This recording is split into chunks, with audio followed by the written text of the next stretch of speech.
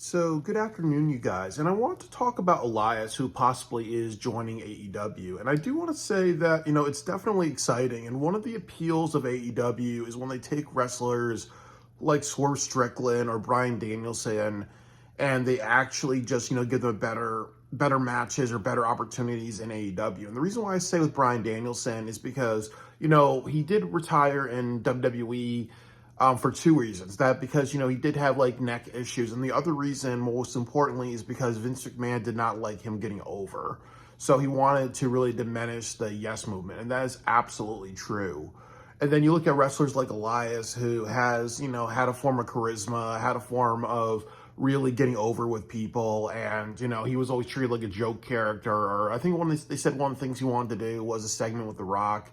And I believe that never happened really. So there's always like a sense of, untapped potential with certain wrestlers. And that's one of the appeals of AEW. And that's also appeal of professional wrestling in general, is that, sometimes there's a wrestler going from one company and they're not really appreciated to another company where they become a bigger star. A great example is Stone Cold Steve Austin. And, another great example you can even argue is AJ Styles, because he was in WWE and then he went to TNA and became really big.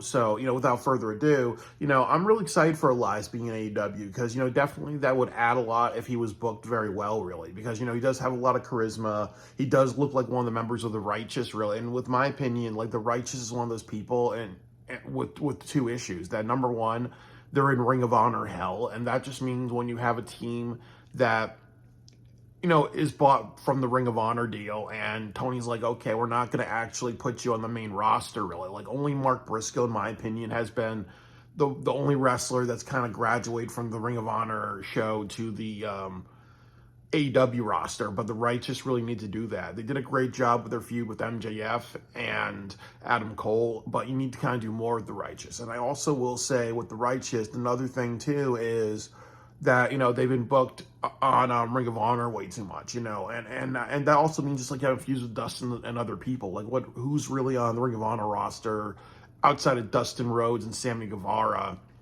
that you actually care about? There's Billy Starks, if I'm saying her name right, and then there's also Athena. But there's really nobody else really. So there needs to be a sense of saying that if you are on Ring of Honor and you're doing a great job there, you can be on Collision, you can be on Dynamite, you can get a bigger paycheck. So I really hope with Elias and the Righteous that they actually are a bigger deal. They're consistently on AEW, Dynamite, and Collision. They actually get like maybe, I'll give them like 6 months or a year and actually see what they can do. And I would also even cut this video in two and say that AEW has a really great like trios division. You have Undisputed Kingdom, now you have the Righteous, and you have Shane Taylor Promotions, you have the Conglomeration, you have the Blackpool Combat Club. I know you have the Death Riders.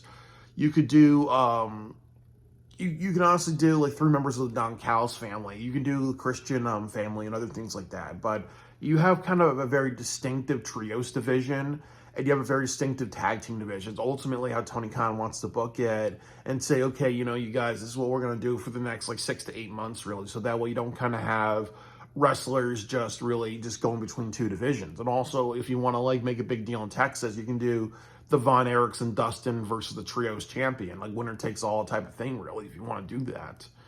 So there's a lot of really great things going on in the trios division. I really think that Elias and Dutch and Vincent can really elevate the trios division, and that should be their job, really. So hopefully Tony gets that.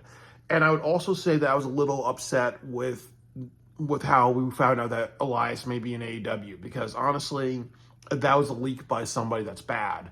If one of those 3 wrestlers leaked it, that's a bad thing, really. But the thing about it is that this could have been done on Dynamite. You could have easily showed like a video package and show that Elias is coming, or Walk with the Righteous or something like that. Like there could have been more of a build that could have just excited the crowd, really.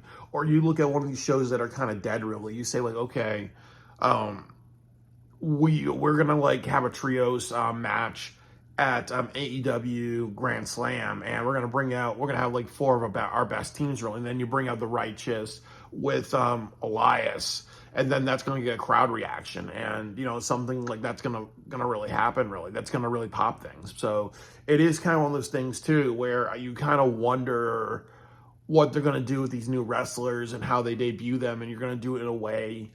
You have to do it in a way that feels big. Like when they debuted CM Punk, they did a really stupid job. People knew that he was coming, and decided to book him for a Rampage show, which was really stupid. They should have just had a big pay-per-view. Find the biggest arena in Chicago and sell that bitch out and make a pay-per-view and have CM Punk, debut there. That would have been how you make your money, really. But with Elias, like, do you really want him to be on an Instagram post and that's how you debut him? That does not make him feel like a big deal. That does not respect, his star power. But humbly so, he does not have a lot of star power like a CM Punk or anybody like that. Maybe like a 1-star power, but still that's something, really. So, I really hope that there's a lot of just expectations on Tony if he really cares, and we know that he really shows that he doesn't care about AEW. But there's a lot of expectation, and there's a lot of just like promise and potential if he really establishes a great trios division and a really great tag team division. And it's good because the big thing that he has is a bunch of people, a bunch of teams right now that are very definitive trios wrestlers, and a team that's very definitive, and teams that are very definitive tag team wrestlers. He's not going to like take a tag team, add somebody, or take a trios member, knock somebody out, and then just form a tag team or whatever, because that's going to lead to a lot of confusion and problems, really. So I really hope that he really understands what he has with Elias, that it can help spearhead the trios division, because you need divisions to be competitive. You need to have wrestlers that you can get behind, and a bunch of wrestlers that you're like, okay, well, I want that person to win. Just like when you had, the Dudleys, Edge and Christian, and the Hardys in the tag team division. You have to make sure everybody's something that a fan can care about, and then you see what happens with that. So, like I've said, there's always that thing with AEW that they have a lot of really good cards, but they don't have a really good, dealer. They don't have a good, they have really good cards, but they don't have a really good card player.